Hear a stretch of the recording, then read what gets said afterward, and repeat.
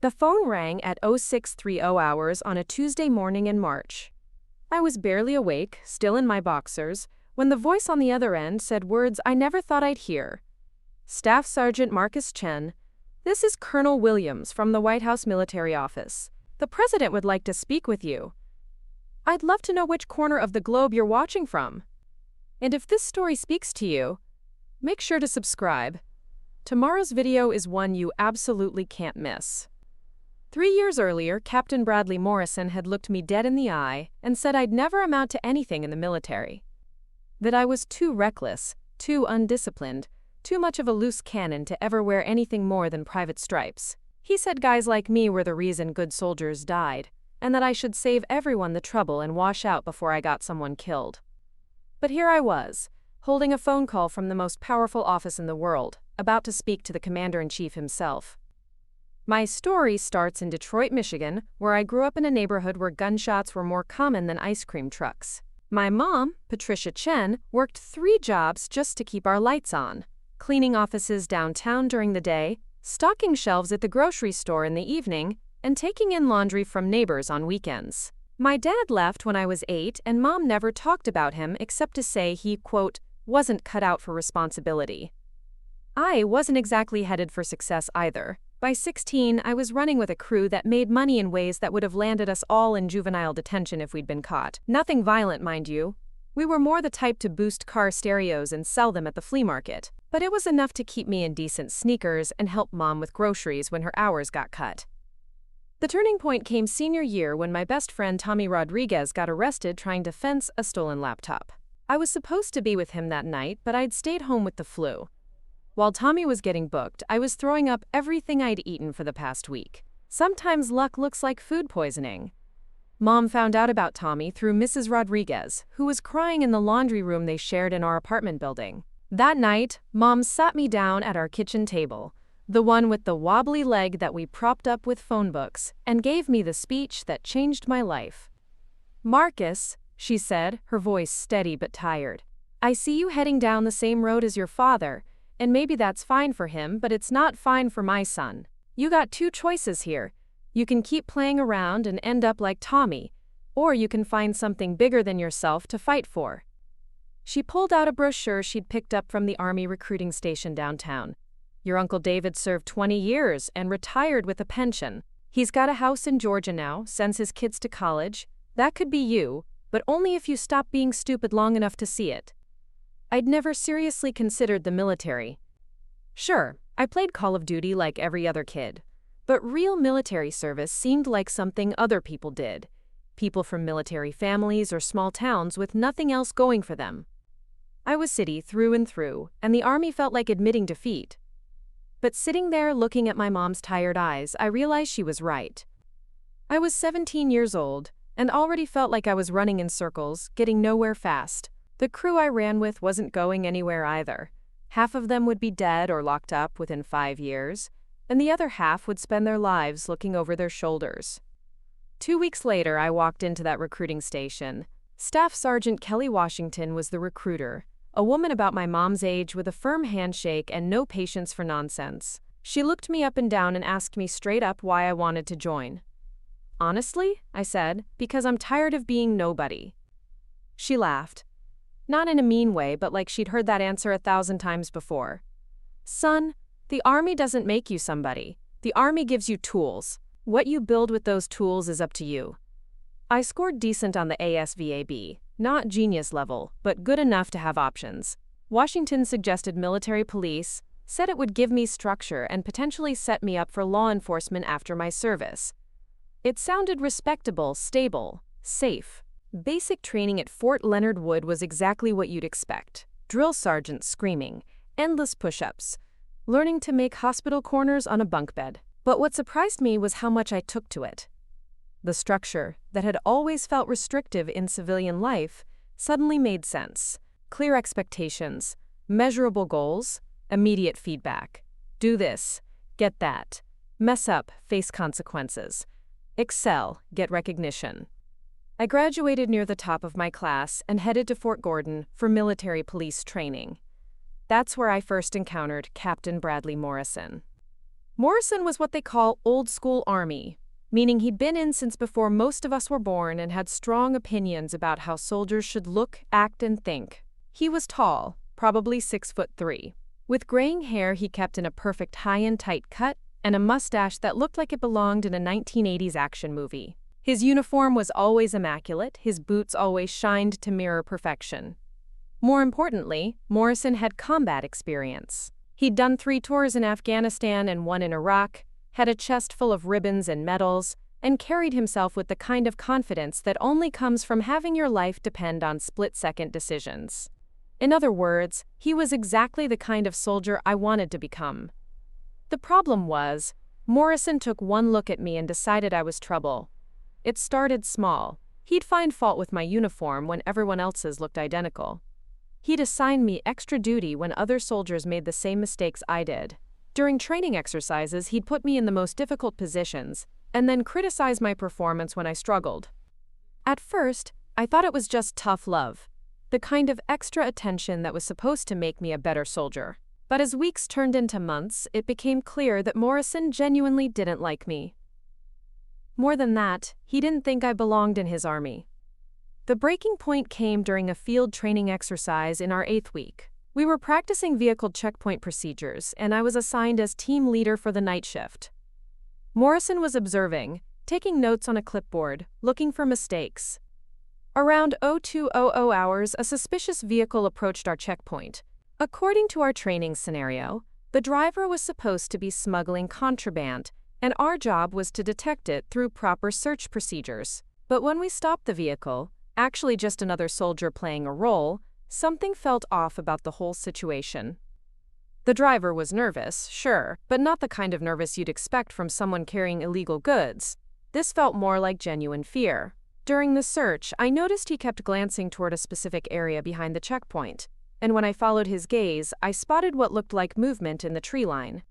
Standard procedure would have been to complete the search, document our findings, and move on to the next phase of the exercise. But my instincts were screaming that something was wrong.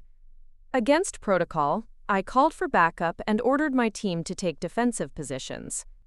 Turns out the exercise had been modified without our knowledge. There was supposed to be a simulated ambush, and by deviating from the planned search procedure, I'd actually prevented my team from walking into what would have been a training, quote, casualty situation. You'd think Morrison would have been pleased that I'd shown initiative and potentially saved lives, even in a training scenario. Instead, he was furious. After the exercise ended, he pulled me aside and let me have it. Not quietly either, loud enough for half the company to hear. "Chen," he barked, his face red with anger. "What part of follow the goddamn protocol do you not understand? You were given specific instructions, and you decided to freelance. That's not leadership, that's insubordination." I tried to explain about the suspicious behavior I'd noticed, about the movement in the tree line, about how my actions had actually improved our tactical position. Morrison cut me off. "I don't want to hear your excuses," he said. "You think you're smarter than the people who wrote these procedures? You think your street-smart instincts are better than decades of military experience?"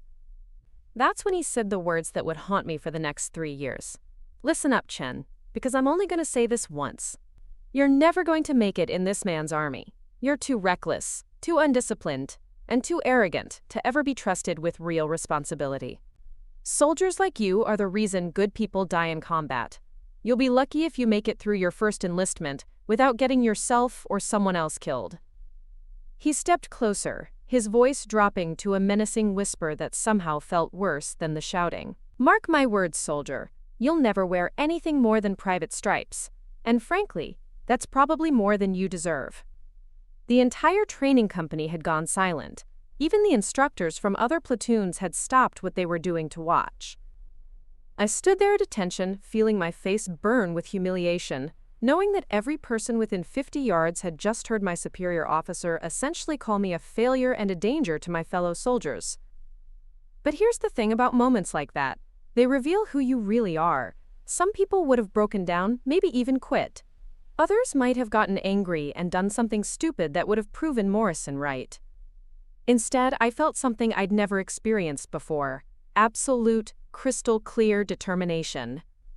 Standing there in the Georgia heat, listening to Morrison's words echo across the training ground, I made a decision that would define the next chapter of my life. I wasn't gonna quit, I wasn't gonna break, and I sure as hell wasn't gonna prove him right. I was going to show Captain Bradley Morrison, and everyone else who doubted me, exactly what Marcus Chen was capable of becoming.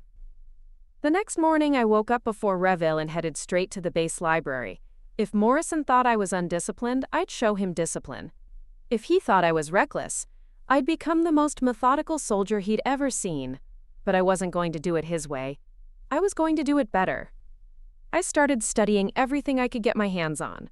Military history, tactical manuals, leadership theory, even psychology books about decision-making under pressure. While other soldiers spent their free time playing video games or hitting the base bar, I was reading about Patton's Third Army and analyzing case studies from Vietnam. A lot of love and effort went into bringing this story to life. If you're enjoying it, we'd be so grateful if you'd subscribe to our channel. Now back to where we left off. The transformation didn't happen overnight. For the remaining weeks at Fort Gordon, Morrison continued to ride me hard. Every inspection, every drill, every training exercise. He was there, watching, waiting for me to screw up. But something had shifted inside me. His criticism stopped feeling personal and started feeling like fuel. When I graduated from MP school, I expected to get assigned to some routine base security job, checking IDs at the gate, breaking up bar fights, writing traffic tickets. Instead, I got orders for Fort Bragg and an assignment to the 503rd Military Police Battalion.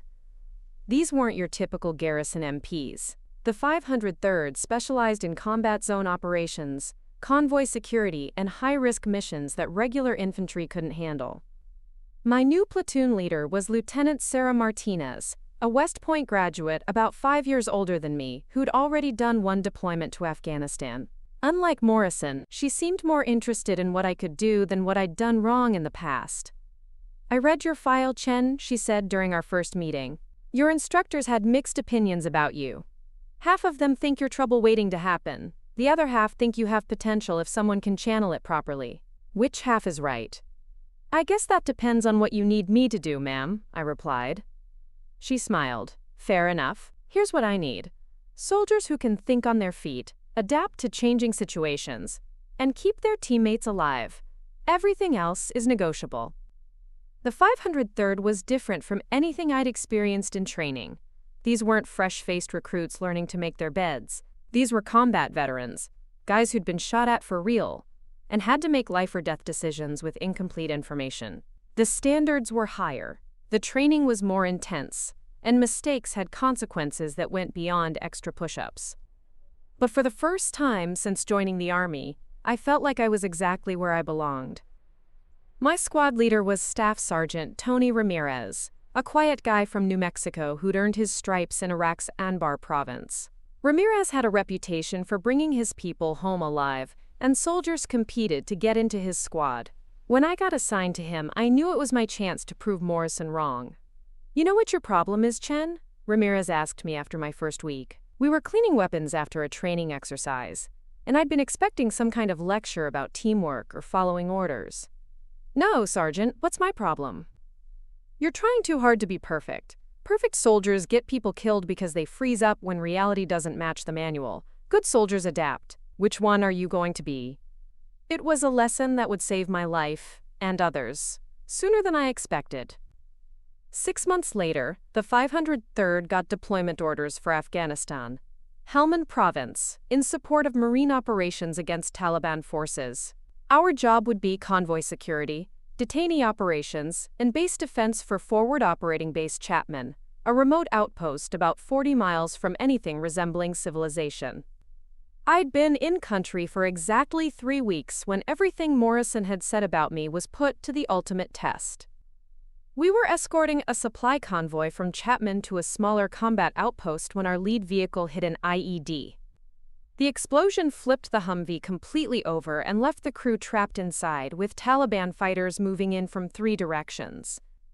Standard operating procedure called for the remaining vehicles to establish a defensive perimeter and wait for air support. But air support was 20 minutes away, and the Taliban weren't waiting. I was manning the .50 caliber machine gun on our vehicle when I saw muzzle flashes from a compound about 200 meters to our east. The enemy had the high ground and clear fields of fire on our position. If they got set up properly, they'd cut us to pieces before the helicopters arrived. "Ramirez!" I shouted over the gunfire. "They're flanking us from that compound." He looked where I was pointing and immediately understood the problem. "We need to suppress that position before they get organized." That's when I made the decision that would define my military career. Instead of staying with the convoy and following defensive protocol, I grabbed Specialist Jake Patterson and Corporal Amanda Foster and told them we were going to assault the compound directly. "Are you insane?" Patterson yelled. "We're supposed to stay with the vehicles." "The vehicles are sitting ducks," I shot back. "Those fighters get established in that compound, and everyone in this convoy dies. We take them out now, or we don't make it home." Foster looked at me for about 3 seconds, then checked her rifle. "Let's go." The three of us bounded across 200 meters of open ground while Taliban fighters tried to kill us. I'd never been so terrified in my life, but I'd also never felt more focused.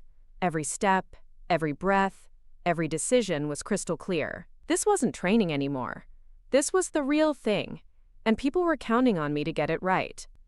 We reached the compound wall just as the Taliban were setting up a PKM machine gun that would have decimated our convoy. Foster threw a grenade over the wall while Patterson and I went through the front entrance. The fight lasted maybe 90 seconds, but it felt like hours. When the shooting stopped, we'd eliminated 6 Taliban fighters and captured their weapons cache. More importantly, we'd broken up their attack before they could establish effective fire positions. The convoy was safe, and the crew from the overturned Humvee was rescued without further casualties. Back at Chapman, I expected to get chewed out for leaving my assigned position. Instead, Lieutenant Martinez recommended me for a Bronze Star Medal and promotion to corporal. The citation read, in part, "Corporal Chen's decisive action under fire and tactical leadership prevented enemy forces from establishing a superior firing position, directly saving the lives of multiple coalition personnel." But the real validation came 3 days later when I got a message through the base communications center. It was from Captain Morrison, who was now stationed at Fort Campbell. "Chen," the message read, "I heard about what happened with your convoy. Maybe I was wrong about you. Keep your head down and your powder dry, Morrison." It wasn't exactly an apology, but coming from him, it felt like winning the lottery. Over the next 8 months, our unit conducted dozens of missions throughout Helmand Province. I led patrols through villages where every shadow could hide a sniper, cleared buildings that might be booby-trapped, and learned to make split-second decisions that meant the difference between mission success and mission failure. By the time our deployment ended, I'd been promoted to sergeant and had earned the respect of soldiers who'd initially seen me as just another young hotshot who'd probably get someone killed. More importantly, I'd earned something I didn't even know I was looking for: confidence in my own judgment. The Army had a funny way of testing that confidence as soon as we got back to Bragg. 3 weeks after redeployment, Lieutenant Martinez called me into her office with news that would change everything again. The 75th Ranger Regiment was looking for experienced MPs to join their ranks, and my name had come up as a potential candidate. "Rangers?" I said. "Ma'am, I'm just a regular MP. Rangers are special operations." "We're just regular MP," she corrected. "Now you're a combat veteran with proven leadership skills and a Bronze Star. The question is whether you want to find out how far you can push yourself."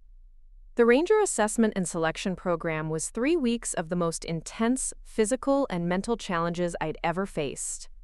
Out of 47 candidates who started the program, only 12 graduated. I was one of them. But getting selected was just the beginning. Now I had to prove I belonged among some of the most elite soldiers in the world. And somewhere in the back of my mind, Morrison's words still echoed, "You'll never wear anything more than private stripes." I was about to find out just how wrong he'd been. Ranger School at Fort Benning was designed to break you down and rebuild you from scratch. The instructors didn't care about your previous accomplishments, your combat experience, or how tough you thought you were. In their eyes, you were just another candidate who probably wouldn't make it to graduation. The first phase, called Derby Phase, started with the Ranger Physical Fitness Test. Push-ups, sit-ups, chin-ups, and a 5-mile run in under 40 minutes while carrying full gear. I passed, but barely. Around me, candidates who'd seemed invincible during selection were already washing out. Staff Sergeant Michael Torres was our primary instructor, a lean Puerto Rican from Chicago who'd graduated Ranger School himself 8 years earlier. Torres had a way of looking at you that made you feel like he could see every weakness, every doubt, every moment you'd considered quitting something in your entire life. "Gentlemen," he announced on our first morning, "I don't care what you did before you got here. Yesterday you might have been heroes. Today you're just students, and most of you are going to fail. The mountains don't care about your Bronze Star, Chen. The swamps don't care about your combat experience, Williams. All that matters here is whether you can lead other Rangers when everything goes wrong." He was right. The academic requirements alone were crushing. Patrol planning, reconnaissance techniques, small unit tactics, medical procedures. But the real challenge was the constant sleep deprivation, hunger, and physical exhaustion that made thinking clearly almost impossible. During mountain phase at Dalanega, we operated on maybe 2 hours of sleep per night for 3 weeks straight. I lost 28 pounds and learned to function on nothing but pure willpower and whatever MRE scraps I could find. More than once, I caught myself falling asleep while walking, which was both dangerous and grounds for immediate dismissal. The breaking point came during a night patrol exercise in the North Georgia mountains. I was serving as patrol leader, responsible for getting my team to an objective 12 kilometers away through dense forest without being detected by opposing forces. We'd been moving for 6 hours when one of my rangers, Private First Class David Kim, collapsed from exhaustion. Kim was a good soldier, but he was small, maybe 5'6" and 140 pounds, and the constant physical demands were destroying him. According to Ranger School protocol, if a team member couldn't continue, the patrol leader had to make a decision: leave him behind with minimal security or abort the entire mission. Leaving Kim wasn't really an option. These mountains were crawling with instructors playing enemy forces, and a lone soldier would be captured within hours. But aborting the mission meant failing the exercise, which would likely mean getting recycled or dropped from the program entirely. That's when I remembered something Ramirez had told me back at Bragg: good soldiers adapt. Instead of following either prescribed option, I redistributed Kim's equipment among the rest of the team and assigned 2 Rangers to help him maintain the pace. It slowed us down significantly, but we pressed on toward our objective. 3 hours later, we reached the target area, a simulated enemy camp that we were supposed to observe and report on. But instead of the static positions described in our briefing, I could see that the enemy had set up an ambush specifically designed to catch patrols approaching from our direction. Once again, I had to choose between following the plan and adapting to reality. The safe choice would have been to observe from our current position, gather whatever intelligence we could, and report back. The effective choice was to find an alternative observation point that wouldn't get us all killed. We spent another 2 hours working our way around to a ridgeline that gave us a perfect view of the enemy camp without exposing ourselves to their ambush. From there, we gathered detailed intelligence on their positions, equipment, and patrol patterns before beginning the long trek back to base. When we finally returned, 18 hours after we'd started, Torres was waiting for us with his ever-present clipboard and stone-faced expression. "Chen," he said, "walk me through your decision-making process." I explained about Kim's condition, the equipment redistribution, the ambush we'd avoided, and the alternative observation point we'd used. Torres listened without comment, occasionally making notes that I couldn't read upside down. "You deviated from the planned route," he said when I finished. "Yes, Sergeant." "You failed to follow prescribed procedures for handling casualty situations." "Yes, Sergeant." "And you exceeded your time limit by 4 hours." "Yes, Sergeant." Torres studied his clipboard for what felt like an eternity. Around us, other Rangers were watching the conversation, probably wondering if they were about to see someone get dropped from the program. Finally, Torres looked up and said something that completely surprised me. "Outstanding work, Ranger Chen. Your adaptive leadership kept your team intact, avoided enemy contact, and gathered superior intelligence. That's exactly what Rangers do in the real world." I graduated Ranger School 6th in my class and earned the coveted Ranger tab that marked me as one of the Army's elite. But more importantly, I'd learned something about leadership that no manual could teach. Sometimes the best decision is the one that breaks all the rules. Back at Fort Bragg with the 2nd Ranger Battalion, I found myself in a completely different world from regular Army life. Rangers didn't just train harder, they thought differently. Every mission was planned with obsessive attention to detail, every contingency was considered, and every ranger was expected to be capable of taking charge if something happened to his leadership. My new platoon sergeant was First Sergeant Robert Hayes, a 20-year veteran who'd served in Panama, Desert Storm, Somalia, and multiple tours in Iraq and Afghanistan. Hayes had a reputation for being impossible to please and even harder to impress. Other rangers warned me that he'd probably spend the first 6 months testing me to see if I really deserved to wear the tab. They were right. Hayes put me through scenarios that made Ranger School look like summer camp. Urban warfare exercises where I had to clear buildings filled with simulated hostages and terrorists. Desert training where my squad had to survive for a week with minimal supplies while completing complex missions. Arctic warfare training in Alaska where the temperature never got above 0, and frostbite was a constant threat. But the real test came when we deployed to Iraq for what was supposed to be a routine counterterrorism mission. Intelligence reports indicated that a high-value target, a bomb maker responsible for IEDs that had killed dozens of coalition soldiers, was hiding in a compound near Ramadi. Our job was simple: get in, capture or kill the target, gather any intelligence materials, and get out. What intelligence hadn't told us was that the compound was actually a trap. We hit the target at 0300 hours, expecting to find maybe 4 or 5 insurgents lightly armed with Alaska 47s. Instead, we walked into a prepared position defended by nearly 20 fighters with machine guns, rocket-propelled grenades, and enough ammunition to fight for hours. The first indication something was wrong came when our breaching charge failed to blow the front door. Instead of the standard wooden door we'd expected, someone had reinforced it with steel plating. While we were trying to figure out alternative entry points, machine gun fire erupted from 3 different positions. Sergeant First Class Brian Murphy, our team leader, went down in the first 30 seconds with a bullet through his thigh. Private Alex Thompson took shrapnel from an RPG that detonated against the compound wall. Suddenly, I was the senior NCO for a team that was pinned down in a kill zone with no easy way out. This was the moment Morrison had predicted would expose me as a fraud. The moment when my supposed lack of discipline and reckless decision-making would get good soldiers killed. Everything I'd accomplished, every promotion I'd earned, every person who'd believed in me, it all came down to the next few minutes. I looked at my Rangers, saw the trust in their eyes despite the chaos around us, and realized something profound. I wasn't the same scared kid from Detroit who'd walked into that recruiting station 4 years earlier. I wasn't even the angry young soldier who'd been humiliated in front of his entire training company. I was a Ranger, and Rangers never quit.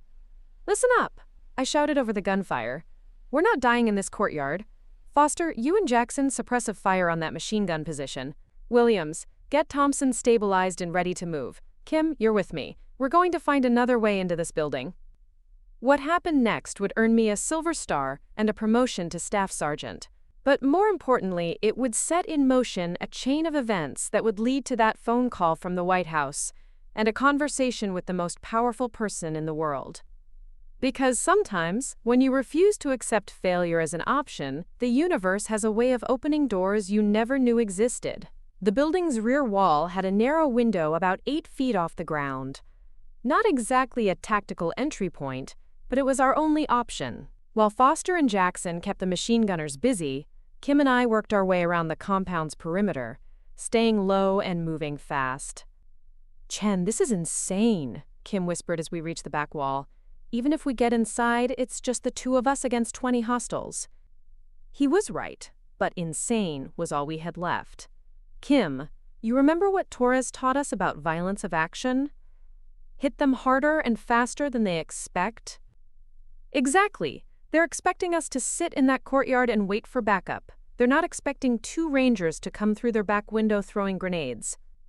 I boosted Kim up to the window first, then followed. We found ourselves in what looked like a storage room filled with bomb-making materials, enough explosives and electronic components to level half of Ramadi. This wasn't just a safe house, it was a bomb factory. Through the doorway, we could hear voices coordinating the defense of the front entrance. I counted at least 6 different speakers, all focused on the courtyard where the rest of my team was pinned down. Kim and I had perhaps 90 seconds before someone thought to check the rear of the building. We moved through the compound room by room, clearing each space with textbook precision. The insurgents had made a critical tactical error. They'd positioned all their fighters to defend against an assault from the front, leaving their rear completely unprotected. In the main room, we found our high-value target, Mahmoud al-Rashid, the bomb maker who'd been killing coalition forces for months. He was hunched over a radio, trying to coordinate reinforcements from other insurgent cells in the area. Next to him sat a laptop computer and several cell phones, exactly the kind of intelligence goldmine that could prevent future attacks. The takedown happened in seconds. Kim secured al-Rashid while I grabbed the electronic devices and any documents that looked important. But as we prepared to signal the all-clear to our team, al-Rashid said something in broken English that stopped me cold. "You too late, American. Big attack is coming. Many soldiers will die tomorrow." I looked at the materials we'd captured, detailed maps of coalition bases, patrol schedules, and what appeared to be plans for a coordinated assault on 3 different outposts. This wasn't just about capturing one bomb maker. This was about preventing a major offensive that could kill dozens of American and Iraqi forces. "Kim, get on the radio," I ordered. "Tell the base we need explosive ordnance disposal and intelligence personnel here immediately. This is bigger than we thought." The firefight in the courtyard ended when the remaining insurgents realized their leader had been captured and their rear positions compromised. Within 20 minutes, EOD teams were on scene, carefully cataloging what turned out to be the largest weapons cache discovered in that sector of Iraq. The intelligence we gathered prevented 3 separate attacks planned for the following week, including a complex ambush that would have targeted a convoy carrying humanitarian supplies to Iraqi civilians. More importantly, it led to the capture of 2 additional bomb-making cells and disrupted the entire insurgent network in that region. Back at base, First Sergeant Hayes called me into his office for what I expected would be a standard after-action review. Instead, he told me that my actions had caught the attention of people much higher up the chain of command. "Chen, I've been doing this for 20 years, and I've seen a lot of good soldiers," Hayes said. "But what you did in that compound, that wasn't just good soldiering. That was exceptional leadership, under impossible circumstances." He handed me a folder marked confidential and continued, "You're being recommended for the Silver Star, promotion to Staff Sergeant, and assignment to a Joint Special Operations Task Force. This is the big leagues, Ranger. You sure you're ready?" The Joint Special Operations Task Force operated out of a classified location I still can't name, conducting missions that officially never happened against targets that posed the highest level of threat to American interests. The selection process made Ranger School look easy. Psychological evaluations, advanced tactical training, and security clearances that required investigators to interview people I'd gone to elementary school with. My new commanding officer was Lieutenant Colonel Jennifer Walsh, a career Special Forces officer who'd worked her way up through every level of special operations. Walsh had a reputation for being brilliant, demanding, and absolutely ruthless when it came to mission success. "Staff Sergeant Chen," she said during our first meeting, "your record shows consistent performance under pressure and an ability to make difficult decisions quickly. Those are exactly the qualities we need for the missions this task force conducts." She pulled out a map of the Middle East marked with dozens of red pins. Each of these locations represents a high-value target that poses an immediate threat to American lives. Our job is to eliminate those threats before they can act. The work is dangerous, the missions are classified, and the margin for error is 0. Are you in? Over the next 18 months, I participated in operations across 3 different countries, targeting terrorist leaders, weapons smugglers, and foreign intelligence operatives. Each mission required split-second decision-making, perfect execution, and the ability to adapt when things inevitably went wrong. The mission that would change everything happened on a rainy Tuesday night in a country I'm still not authorized to name. Intelligence had located a terrorist cell planning to smuggle a radiological dispersal device, a dirty bomb, into a major American city. Our job was to intercept the device and neutralize the cell before they could execute their plan. What we found was worse than anyone had imagined. The cell wasn't just planning one attack. They were coordinating with 3 other groups to conduct simultaneous strikes against 4 different cities. The radiological material we'd been tracking was just one component of a much larger operation designed to create mass casualties and nationwide panic. I was serving as team leader for the assault element when we discovered the true scope of the threat. Inside the target building, we found detailed surveillance photos of potential targets, timing schedules, and communication protocols for a coordinated attack that would have killed thousands of innocent people. But we also found something unexpected: evidence that the terrorists had inside information about American security procedures, suggesting they had help from someone within the intelligence community. This was the kind of discovery that had implications far beyond our immediate mission. The information we'd uncovered could prevent a catastrophic terrorist attack, but it also revealed a security breach at the highest levels of the American government. Following proper protocol, I immediately contacted Lieutenant Colonel Walsh with our findings. Within hours, FBI counterintelligence agents were on scene, federal prosecutors were reviewing evidence, and a joint task force was tracking down the security leak. The investigation that followed led to the arrest of a CIA analyst who'd been selling classified information to terrorist organizations for over 2 years. More importantly, it prevented what the FBI later described as the most serious terrorist threat since 9/11. 3 weeks later, Walsh called me into her office with news that seemed impossible to believe. "Chen, the operation you led last month has attracted attention at the highest levels of government," she said. "The intelligence you gathered and the decisions you made under pressure prevented a catastrophic attack on American soil." She paused, looking at me with an expression I'd never seen before, something that looked almost like awe. "The president wants to meet you personally. He's planning to present you with the Distinguished Service Cross at a White House ceremony, and he wants to discuss your future role in protecting national security." I sat there in stunned silence, thinking about the journey that had brought me to this moment. From the streets of Detroit to the most secure building in America. From a kid who'd been told he'd never amount to anything to a soldier being honored by the commander-in-chief himself. But even more than that, I thought about Captain Morrison and the words that had driven me for the past 4 years. "You'll never wear anything more than private stripes."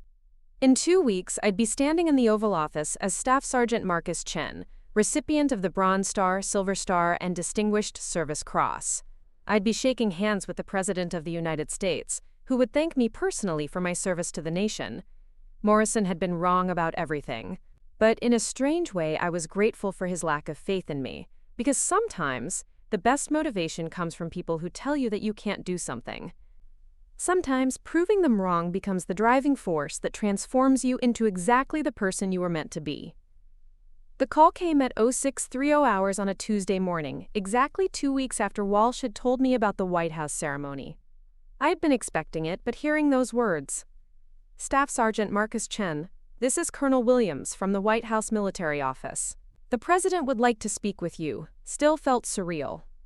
What I wasn't expecting was for the President to get on the line immediately. "Staff Sergeant Chen," came the familiar voice I'd heard countless times on television. "I want you to know that what you accomplished overseas has made every American safer. Your actions prevented what could have been one of the worst terrorist attacks in our nation's history."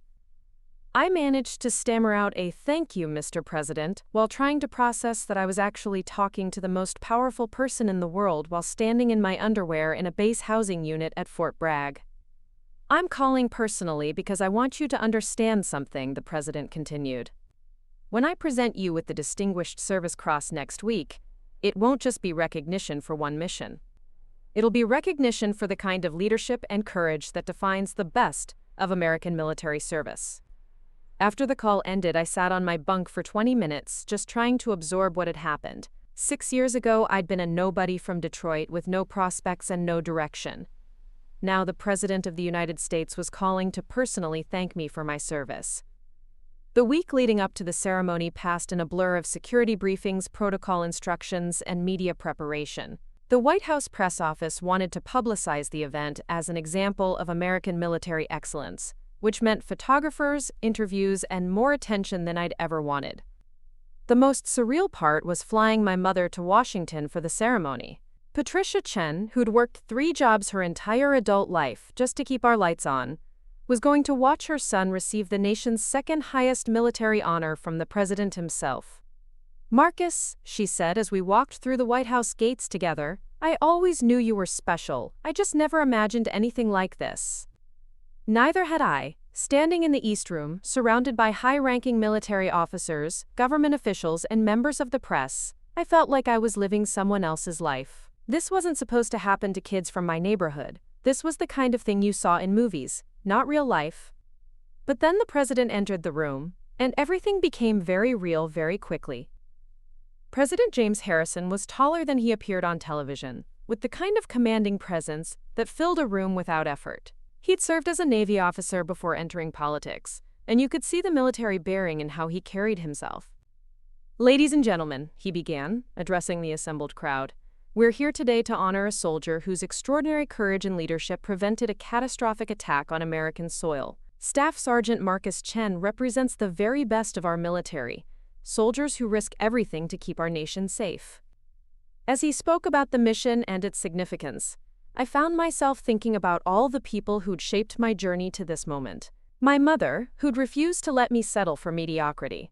Sergeant Washington, who'd seen potential in a scared 17-year-old. Lieutenant Martinez, who'd given me chances to prove myself. Staff Sergeant Ramirez, who'd taught me that good soldiers adapt. And yes, even Captain Morrison, whose harsh words had become the fuel that drove me to exceed every expectation. "Staff Sergeant Chen," the president said, turning to face me directly, "your actions in identifying and disrupting a coordinated terrorist network saved countless American lives. Your leadership under extreme pressure exemplifies the highest traditions of military service." He held up the Distinguished Service Cross, a bronze star suspended from a red, white, and blue ribbon that represented the nation's second highest award for valor.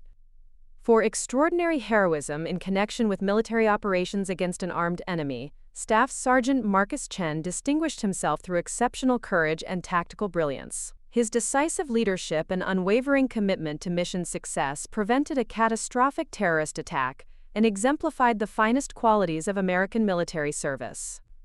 His Iquities. As the president pinned the medal to my dress uniform, I thought about something Ramirez had told me years earlier. You never know how strong you are until being strong is the only choice you have. Standing in the White House wearing the uniform of a United States Army Ranger, decorated for exceptional heroism, I realized that strength hadn't come from the military. The military had just given me the opportunity to discover what had been inside me all along. After the ceremony, the president pulled me aside for a private conversation in the Oval Office.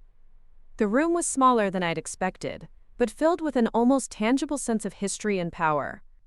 "Sit down, Sergeant," he said, gesturing to one of the chairs facing his desk. "I want to talk to you about your future." I sat down, still trying to process that I was having a personal conversation with the president in the most famous office in America.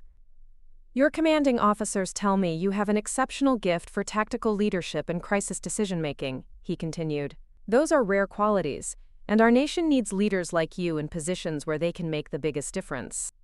He leaned forward, his expression becoming more serious. "I'm going to be direct with you, Chen. I want you to consider applying for officer candidate school. The Army needs officers who understand combat, who can make tough decisions under pressure, and who have proven they can lead by example." The suggestion caught me completely off guard. Officer candidate school meant becoming a commissioned officer, a lieutenant, eventually maybe a captain or beyond. It meant leaving the enlisted ranks and taking on an entirely different kind of responsibility. "Mr. President," I said, "I appreciate the suggestion, but I'm not sure I'm officer material. I've always been more of a hands-on soldier." The president smiled. "Let me tell you something, Sergeant. The best officers I've known were soldiers first. They understood what it meant to be in the trenches before they started giving orders from behind a desk." He stood up and walked to the window overlooking the South Lawn. "This country faces threats that most Americans never see. Terrorists, foreign intelligence operatives, weapons smugglers, cybercriminals, they're all working to hurt innocent people. We need leaders who can think strategically but act tactically.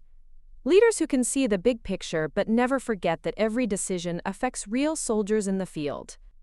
Turning back to face me, he continued, "What you did overseas wasn't just good tactics, it was strategic thinking under pressure. You saw connections that others missed, made decisions that others wouldn't make, and prevented a catastrophe that could have changed the course of American history."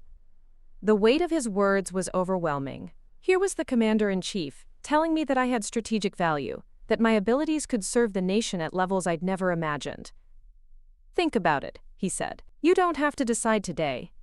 But understand that this country needs leaders who've proven themselves under fire. Leaders who know what it means to be responsible for other people's lives." As our conversation ended and I prepared to leave the Oval Office, the president shook my hand one final time. "Staff Sergeant Chen," he said, "6 years ago you were a young man looking for direction. Today you're one of America's finest soldiers. I have no doubt that whatever you choose to do next, you'll continue to serve with distinction." Walking out of the White House that day with the Distinguished Service Cross on my chest and the president's words echoing in my mind, I thought about Morrison's prediction one more time. "You'll never wear anything more than private stripes." I was wearing Staff Sergeant stripes, the nation's second highest medal for valor, and carrying a personal recommendation from the President of the United States to become a commissioned officer. Pamukasov. Morrison had been spectacularly wrong about my potential. But in the strangest way possible, his lack of faith had become the foundation of my success. Every time I'd faced a challenge, every moment I'd been tempted to quit, his words had reminded me exactly what I was fighting to prove. Sometimes the people who believe in you least become the greatest motivators for achieving everything you never thought possible. Standing on the White House steps, looking out at a future full of possibilities I'd never dared to imagine, I finally understood that Morrison hadn't just been wrong about me. He'd been wrong about what it means to be a soldier, what it means to lead, and what it means to serve something bigger than yourself. But I was grateful for his doubts, because proving him wrong had turned me into exactly the leader America needed me to become. 6 months after that life-changing conversation in the Oval Office, I found myself back at Fort Benning, Georgia, not as a student this time, but as a newly commissioned second lieutenant attending the infantry officer basic course. The president's recommendation had fast-tracked my application through officer candidate school, and now I was learning to lead from an entirely different perspective. The irony wasn't lost on me. Fort Benning was where I'd first encountered Morrison during military police training, where he'd told me I'd never amount to anything. Now I was returning as a commissioned officer, wearing lieutenant's bars and carrying credentials that included personal recognition from the commander-in-chief.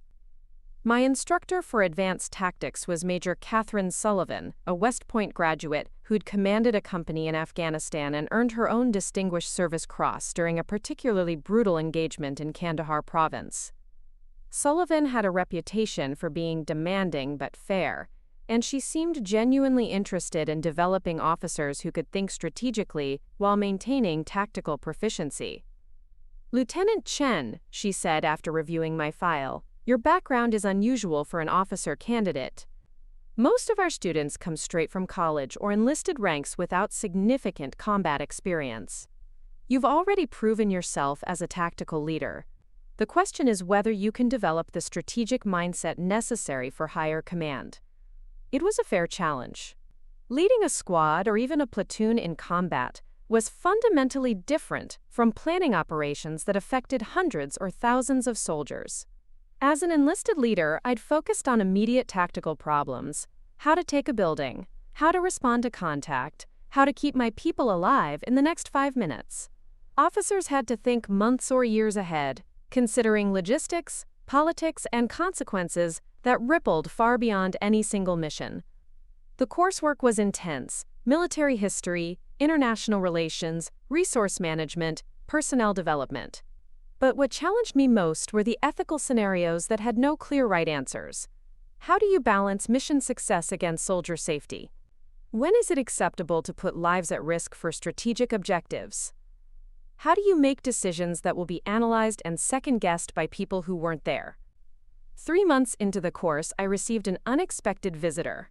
Staff Sergeant Kelly Washington, the recruiter who'd first convinced me to join the Army, had requested permission to speak with me during a family day event.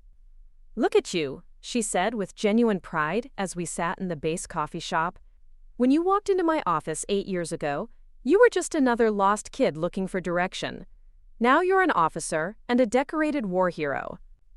You saw something in me that I didn't even know was there, I replied. If you hadn't pushed me to take that ASVAB test, I'd probably still be back in Detroit working dead-end jobs. Washington laughed. Son, I didn't see anything special in you that day. What I saw was potential. The same potential I see in most young people who walk through my door. The difference is what you did with the opportunities the Army gave you. She leaned forward, her expression becoming more serious. But I didn't come here just to reminisce. I came to tell you something important. Last week, I had a visit from Captain Morrison. The mention of Morrison's name still triggered a complex mix of emotions: anger, motivation, and something approaching gratitude for the role his skepticism had played in driving my success.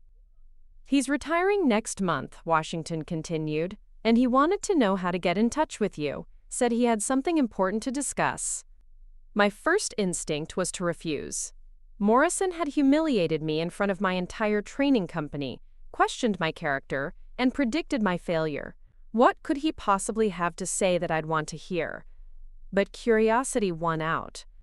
3 days later, I met Morrison at a small restaurant near Fort Gordon, where he was finishing his final assignment before retirement. 8 years had aged him considerably. His hair was completely gray now, and he walked with a slight limp that suggested old injuries were catching up with him. Lieutenant Chen, he said, standing to shake my hand with what appeared to be genuine respect. Thank you for agreeing to meet with me. We sat down in a corner booth, and for several minutes neither of us spoke. Finally, Morrison broke the silence. I owe you an apology, he said simply. What I said to you during training was wrong. Not just factually wrong, but professionally and personally wrong. I let my own frustrations and prejudices cloud my judgment about your potential. I studied his face, looking for signs of insincerity or some hidden agenda. Instead, I saw something I'd never expected to see from Morrison: humility. Why? I asked. Why did you treat me that way? Morrison sighed heavily, staring at his coffee cup as if it held answers to questions he'd been avoiding for years. Because you reminded me of myself at that age, he said quietly, cocky, undisciplined, convinced I was smarter than everyone around me. I'd made some bad decisions early in my career that nearly got people killed, and it took years of hard lessons to turn me into a competent leader. He looked up, meeting my eyes directly. When I saw those same traits in you, I assumed you'd make the same mistakes I had. Instead of mentoring you or finding constructive ways to channel your initiative, I tried to break you down. I thought if I could crush your confidence, I could prevent you from becoming a danger to your fellow soldiers. The admission hung in the air between us like smoke from an old fire. But I was wrong about everything, Morrison continued. Your confidence wasn't arrogance. It was potential waiting to be developed. Your willingness to think outside the box wasn't recklessness. It was exactly the kind of adaptive thinking that makes great leaders. I failed you as an instructor, and I failed the Army by nearly driving away someone who would become one of our finest officers. I sat there processing his words, feeling years of anger and resentment slowly dissolving into something more complex. Morrison hadn't just been a harsh instructor. He'd been a flawed human being, projecting his own failures onto a young soldier who'd reminded him of his worst moments. What you accomplished in Iraq and Afghanistan, Morrison said, what you did to prevent that terrorist attack, that's the kind of leadership the Army needs. The President was right to recognize you, and the Army was right to commission you as an officer. He reached into his jacket and pulled out a small wooden box. I wanted to give you this. Inside the box was a set of captain's bars, the silver railroad tracks that marked the rank of O-3 in the Army Officer Corps. These were mine when I made captain 23 years ago, Morrison explained. I want you to have them for when you get promoted. Because you will get promoted, Chen. You're gonna be the kind of officer I always wished I could have been. The gesture was so unexpected, so completely contrary to everything I'd experienced from Morrison, that I didn't know how to respond. Sir, I finally managed, I appreciate this, but I can't accept it. Those bars represent your career, your achievements. Morrison shook his head. They represent what I could have been if I'd learned earlier what you already know, that leadership isn't about crushing people's spirits. It's about finding ways to help them exceed their own expectations. As our meeting ended and we prepared to part ways, Morrison offered one final observation. "You know what I've learned after 30 years in the Army?" he said. "The soldiers who prove me wrong are usually the ones I'm proudest of later." "You didn't just prove me wrong, Chen. You proved that the Army's strength comes from finding potential in places we don't expect, and giving people chances to exceed what anyone thought was possible." 6 months later, I graduated from the Infantry Officer Basic Course as the Distinguished Honor Graduate, and received my first assignment as a platoon leader with the 82nd Airborne Division. My new company commander was Captain Jessica Martinez, the same Lieutenant Martinez who'd given me my first real chance to prove myself as an enlisted soldier. "Funny how things work out," she said during our initial meeting. 8 years ago, I was your platoon leader trying to figure out if you were going to be an asset or a liability. Now we're both captains, and I'm relying on you to train the next generation of paratroopers." Indeed, Martinez had been promoted twice since our time together, and her combat experience had earned her command of Alpha Company, 1st Battalion, 504th Parachute Infantry Regiment. It felt like coming full circle, working again with someone who'd believed in me when belief was in short supply. My new platoon consisted of 32 soldiers, most of them young paratroopers, not much different from who I'd been 8 years earlier. Some were college graduates looking for adventure, others were small-town kids seeking opportunity, and a few were urban survivors trying to escape limited options. All of them were looking for leadership that would help them discover their own potential. Among them was Private First Class Antonio Rodriguez, a 19-year-old from Los Angeles whose file reminded me uncomfortably of my own early military record. Rodriguez was technically proficient, but had a tendency to question orders and suggest alternative approaches that his previous leaders had interpreted as insubordination. During our first training exercise, Rodriguez demonstrated exactly the kind of tactical thinking that had gotten me in trouble with Morrison.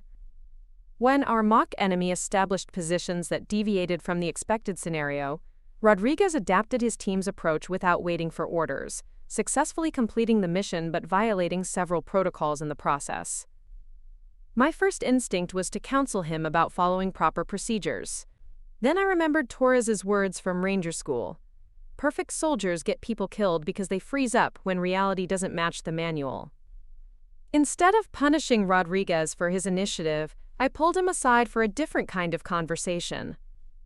"Rodriguez," I said, "walk me through your decision-making process during that exercise."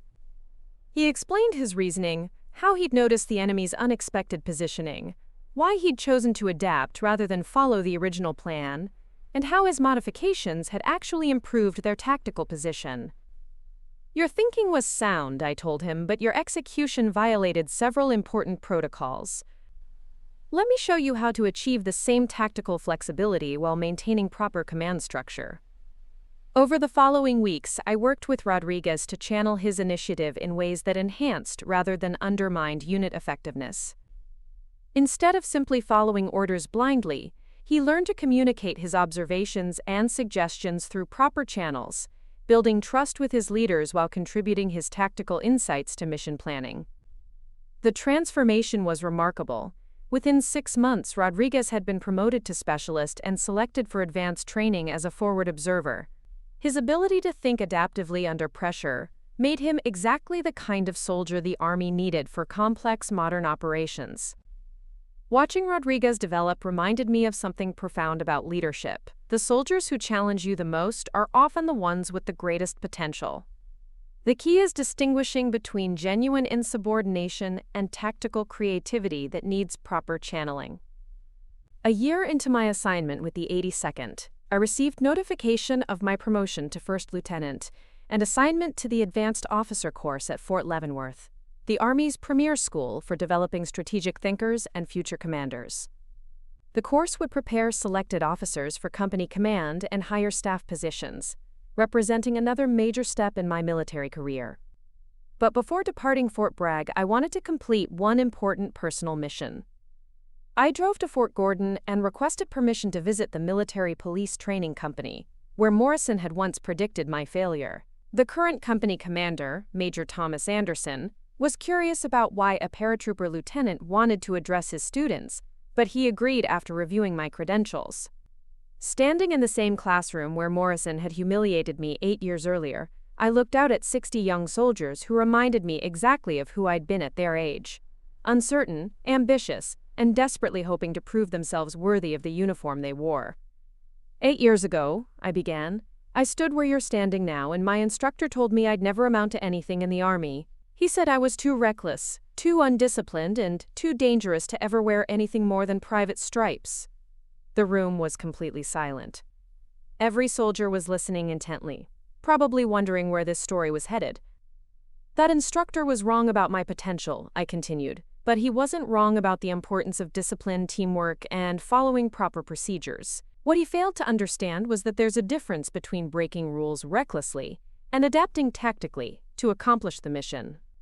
I spent the next hour sharing lessons I'd learned about leadership, decision-making under pressure, and the importance of never giving up on yourself even when others doubt your potential. But more importantly, I tried to convey something that no manual could teach: that every challenge, every criticism, and every moment of doubt could become fuel for exceeding expectations if you refused to accept limitations as permanent.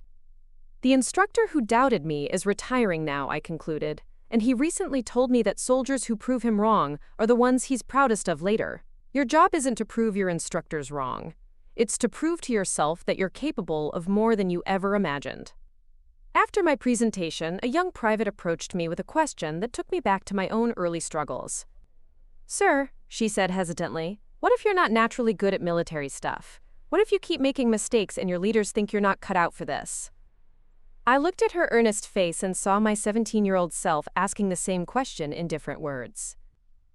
"Private," I replied, "I wasn't naturally good at military stuff either. I made more mistakes in my first year than I can count. But here's what I learned. The military doesn't require you to be perfect. It requires you to be committed to getting better every day." I gestured to the lieutenant's bars on my collar.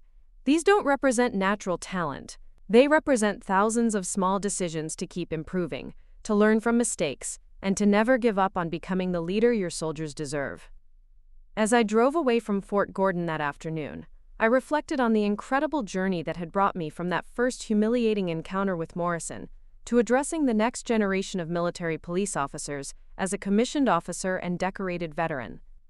Morrison's words, "You'll never wear anything more than private stripes," had become the driving force behind achievements I'd never thought possible.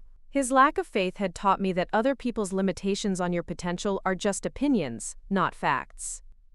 More importantly, it had taught me that sometimes the greatest gift you can give someone is high expectations, coupled with genuine support for achieving them. Morrison had provided the expectations but withheld the support. My job as a leader was to provide both. The phone call from the White House had been the culmination of one chapter in my military career, but it had also been the beginning of something larger. Every soldier I led, every mission I planned, every decision I made, carried the weight of proving that potential exists in unexpected places, and that leadership means helping people discover capabilities they didn't know they possessed. Standing in that White House, wearing the Distinguished Service Cross and hearing the president call me by my rank, I'd finally understood that Morrison hadn't just been wrong about me personally. He'd been wrong about what makes someone a soldier, what defines leadership, and what determines who deserves to serve their country with distinction. But in the end, I was grateful for his doubt. Because proving him wrong hadn't just changed my life.